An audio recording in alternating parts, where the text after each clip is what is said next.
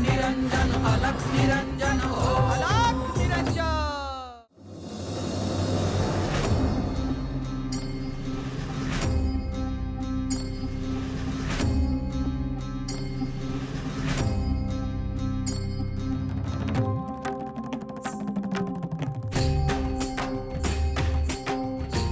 हे राजन, जालंधरच्या विवाहाचे नियोजन आपण करत आहात, परंतु आपल्याला कल्पना नाही की जालंधरच्या हातून कोणते कार्य घडणे आवश्यक आहे।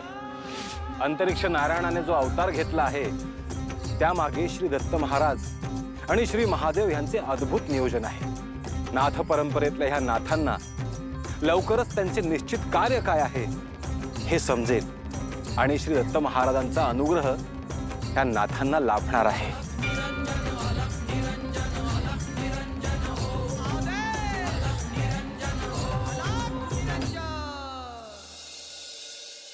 स्वामी, जालंधर विवाह करण्यास तयार नाही याची मला काळजीच वाटतेय। होय, निश्चितच फार मोठा प्रश्न तयार झाला आहे। माते, जालंधर बंद कुठे दिसत नाहीये, कुठे आहे तो? मीनकेत, आम्ही महत्वाचे काहीतरी बोलत आहोत। जालंधर राजवाड्यातच असेल। नाही माते, मी त्याला सगळीकडे शोधलं, पण मला तर तो कुठे दिसला नाही। पिनकेत, काळजी करू नकोस, आपण त्याला शोधूया।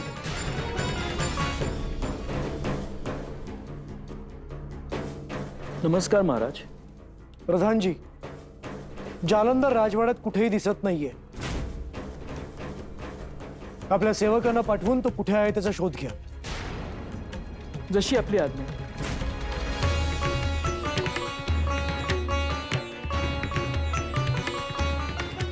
स्वामी, मला तर फारच काळजी वाटत आहे, कारण जालंधर विवाह करण्यास देखील नाही म्हणाला होता। सुलोचना, मी तुझी काळजी समजू शकतो, परंतु जालंधर राजवाड्याच्या परिसरातच असेल।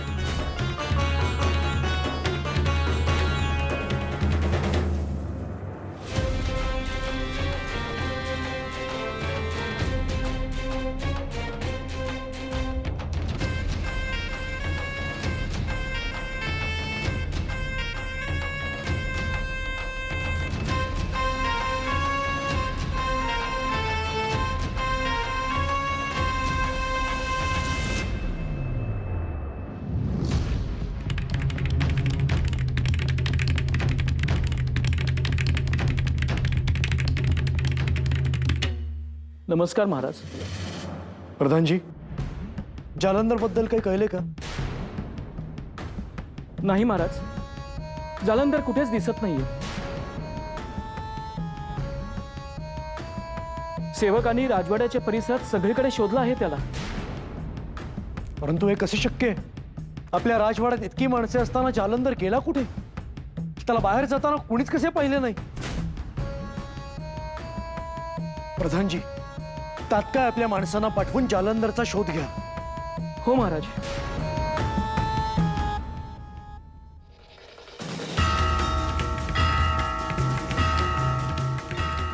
हे श्री महादेवा, जालंधर सुखरूप असू दे हीच तुमच्या चरणी प्रार्थना।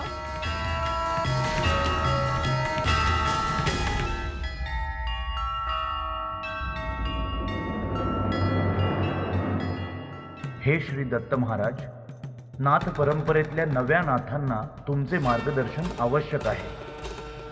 ज्या कार्यासाठी अंतरिक्ष नारायणाने मनुष्य जन्म घेतला त्यामागचे प्रयोजन त्याला कळणे आवश्यक आहे। नाथ परंपरेचे कार्य अधिक वेगाने होणे आवश्यक आहे।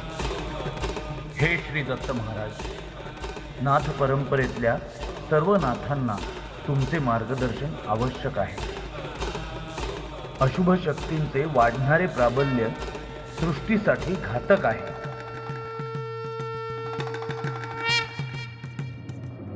माते, माझा बंधू कुठे गेला असेल? मीनकेत, मलाही काही कल्पना नाही बाळा। माझी काळजी घटके गणित वाढतच चालली आहे। माते, तो माझ्यावर रागावून तर गेला नसेल? नाही, तसं काही नसेल बाळा. स्वामी, जालंधर बद्दल काही कळलं का? कुठे आहे तो? आत्ताच प्रधानजी भेटले. जालंधरचा सगळीकडे शोध घेतला, परंतु काहीच पत्ता नाही. परंतु परंतु त्याला अरण्याच्या दिशेने जाताना पाहिले हे कळले. स्वामी, कुठं गेला असेल तो? आणि अरण्यात त्याला काही झालं तर? सुलोचना, जालंधर इथून निघून गेला यामागे निश्चितच काहीतरी कारण असेल.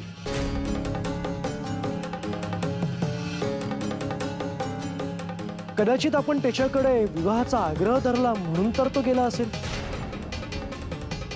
स्वामी, आपण त्याच्या कल्याणासाठीच विवाहाचा आग्रह धरला, परंतु मला असं वाटतंय की माझ्या मायेतच काहीतरी उणीव राहिली असेल. नाही सुलोचना, तू असा विचार करू नकोस. जालंधरने जो निर्णय घेतला कदाचित त्याचे मन इथे रमले नसेल. तो आपल्याला कधी बोलून दाखवणार नाही, त्याचा तसा स्वभावही नाही. आपण विवाहाचा आग्रह धरला नसता तर तो थांबला असता ना स्वामी? सुलोचना, तुझे दुःख मी समजू शकतो. आता मी स्वतःच त्याला शोधायला अरण्याच्या दिशेने जातो. मी तुमच्यासोबत येऊ का?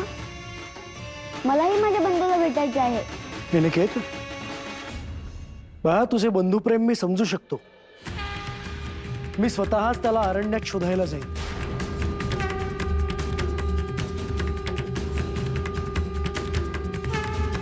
सुलोचना, श्री महादेव आपल्या पाठीशी आहेत. ते सारं काही पूर्ववत करतील.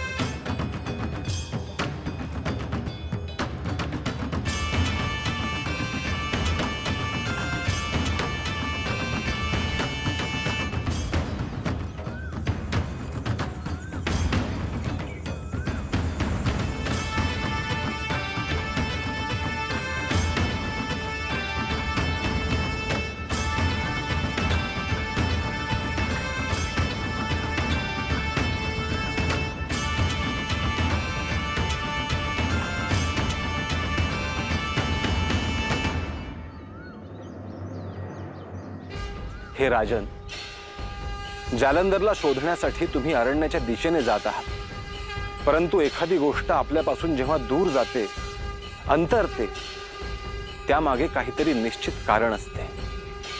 राजा बृहद्रव आणि देवी सुलोचना, जालंधरला शोधण्याचे तुमचे प्रयत्न एक माता पिता म्हणून मी समजू शकतो, परंतु परमनियतीची इच्छा ही नेहमीच कुठल्या तरी निर्धारित हेतूने नियोजन करत असते.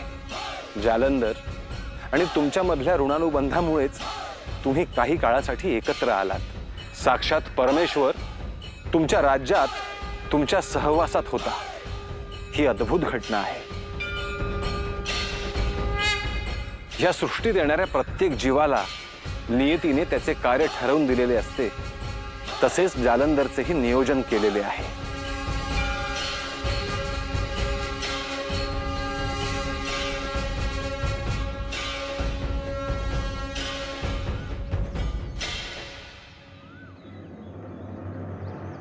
प्रधानजी, मला एका गोष्टीचं आश्चर्य वाटतं की जालंधर संपूर्ण राज्यातून एकटा फिरला तरी त्याला कोणी थांबवलं नाही का विचारलं नाही. त्याला सारी सूचनाही कोणी केली नाही. गुप्तचरांकडून ही चूक झाली आहे. लोकांना असं वाटलं की राजपुत्र जालंधर तुमच्या अनुमतीनेच बाहेर पडत आहेत. इतक्या लहान मुलाला अशा पद्धतीने मी एकटा जाऊ देईन का? अरण्यात शिरताना तरी त्याला थांबवायला हवं होतं. क्षमा असावी महाराज, आमच्याकडून ही चूक झाली. आता अरण्यात जाऊन शोधण्याशिवाय दुसरा पर्याय नाही.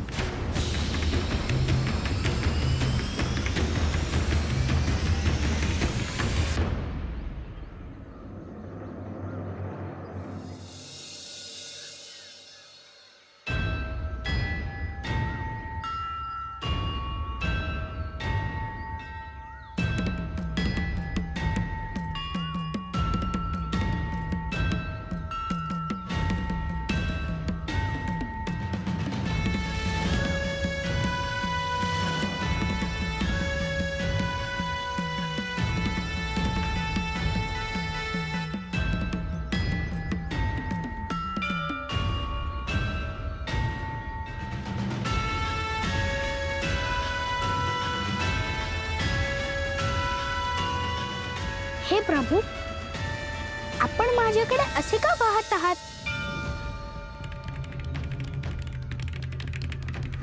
गोरक्ष, तू जसा आत्ता माझ्या समोर बसला आहेस तसा मच्छिंद्रही बसला होता. तुझ्यात आणि त्याच्यात एक साम्य आहे, आणि ते म्हणजे पराकोटीची गुरुनिष्ठा.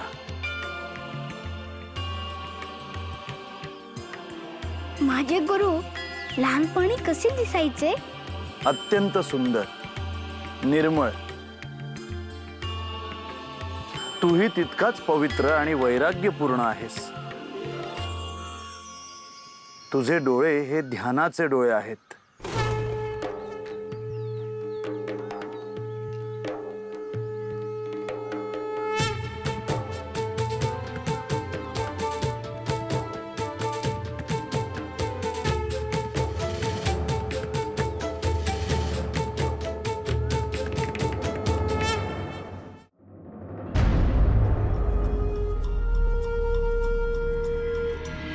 गोरक्ष,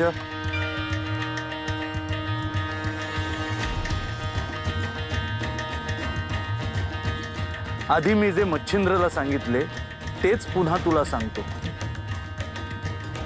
शाबरी विद्येचा जन्म व्हावा आणि विस्तार व्हावा ही माझी इच्छा होती.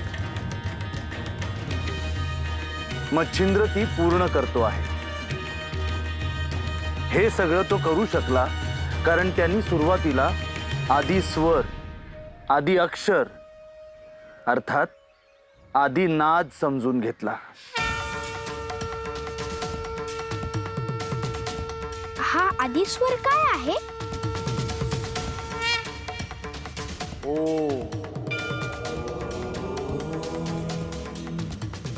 ओम हा या सृष्टीतला आदि स्वर आहे.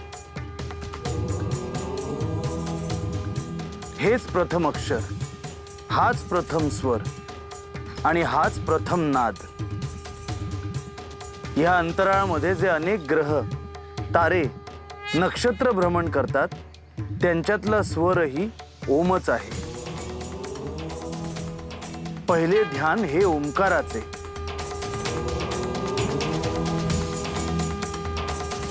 तुझ्या देहाचा, मनाचा कण कण ओंकार व्हायला हवा.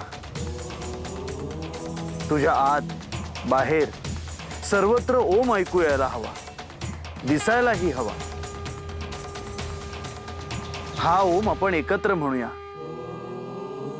आधी तुला मी म्हणून दाखवतो आणि मग त्यानंतर तू तो अखंड सुरू ठेव.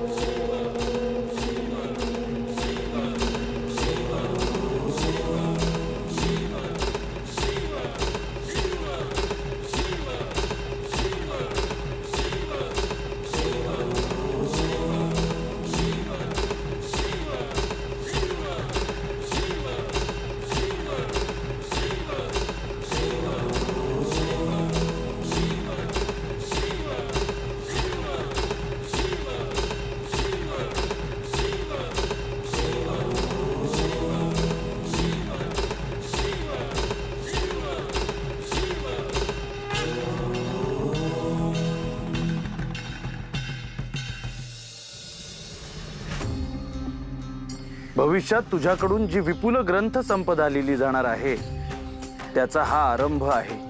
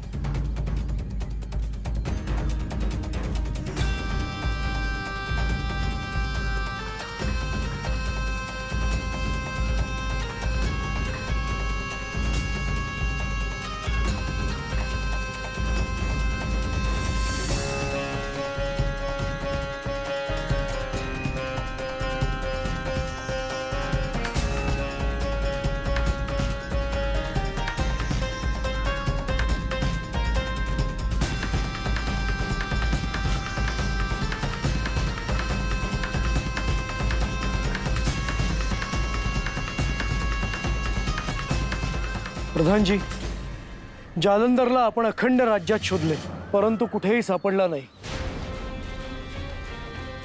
काही लोकांनी त्याला अरण्याच्या दिशेने जाताना पाहिलं. आपण त्याचा शोध अरण्यातच घेऊ, तिथेच जाऊ आपण. पण महाराज, या अरण्यात हिंस्त्र प्राणी आहेत. त्यामुळे या अरण्यात जाण्या अगोदर आपण विचार करावा. जालंधरसाठी हे करावंच लागेल.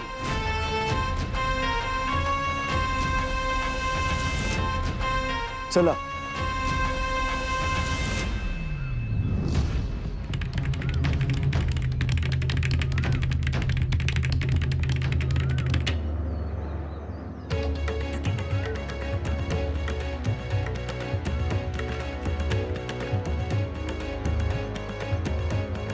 साऱ्या विश्वाचा प्रतिपालक तू, दुःखाचा संहारक तू, वेदांचाही कारक तू, शिव हर शंभू.